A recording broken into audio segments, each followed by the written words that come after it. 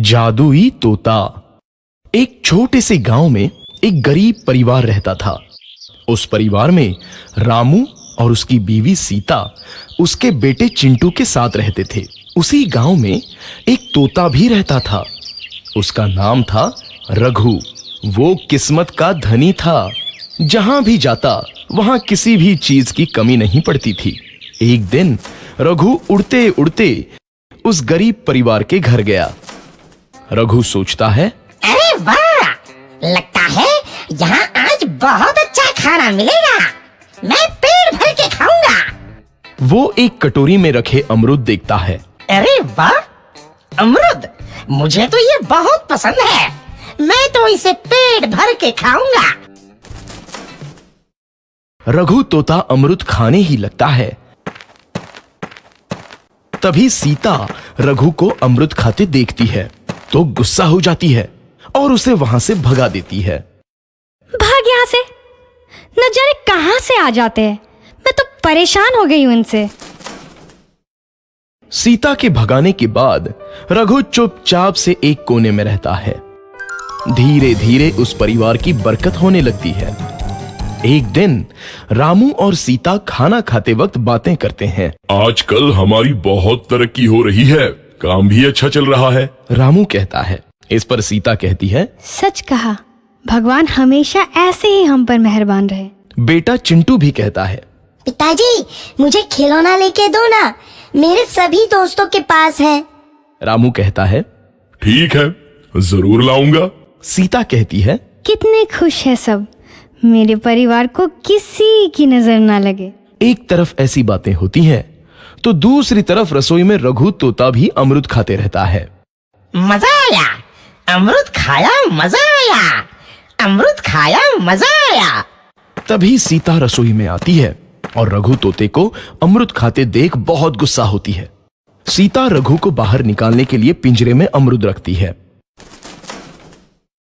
रघु जब अमरूद खाने लगता है तो पिंजरे का दरवाजा बंद हो जाता है और वो उसमें फंस जाता है। मुझे बाहर निकालो, मैं यहाँ फंस गया हूँ, मुझे बचाओ। अगले दिन सीता पिंजरा उठाकर बाहर दूर उस रघु को छोड़ देती है। रघु के जाते ही उनके घर आई बरकत धीरे धीरे कम हो जाती है। उन्हें बहुत घाटा होता है। सीता कहती है, ये क्या हो रहा है, अचानक इतना कैसे बदल गया? अभी तक तो सब कुछ अच्छा चल रहा था। रामू कहता है, लगता है भगवान हम पर रूठ गए हैं। चिंटू भी कहता है, लगता है अब मुझे खिलौने भी नहीं मिलेंगे। और वो रोने लगता है और बाहर चला जाता है। कुछ दिन बाद रघु तोता फिर से उस घर में आता है। वापस आया, मैं वापस आया, अब मैं जमकर अमरूद खाऊंगा।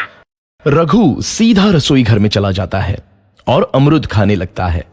कुछ देर बाद सीता रसोई में आती है और रघु को देख कहती है, एक तो घर में पहले से इतनी दिक्कत चल रही है और ऊपर से ये तोता मुझे और परेशान कर रहा है। सीता रघु को वहां से भगा देती है। रघु उड़कर किसी कोने में छुप जाता है। कुछ दिन बाद धीरे धीरे उस घर की बरकत वापस आने लगती है। काम भी अच्छे से चलने लगता है। एक रात जब रघु तोता अमरूद खाने जाता है तो पिंजरे में फंस जाता है। ये लोग आखिर चाहते क्या हैं? एक तोते को शांति से अमरूद खाने क्यों नहीं देते? मैं कौन सा चोरी कर रहा हूँ? बस अमरूद ही तो खा रहा हूँ। तभी रामू वहां आता है और पिंजरे में रघु तोते को देख उसे बाहर छोड़ देता है। ये तोता भी कितना जिद्दी है, बार बार वापस आ जाता है।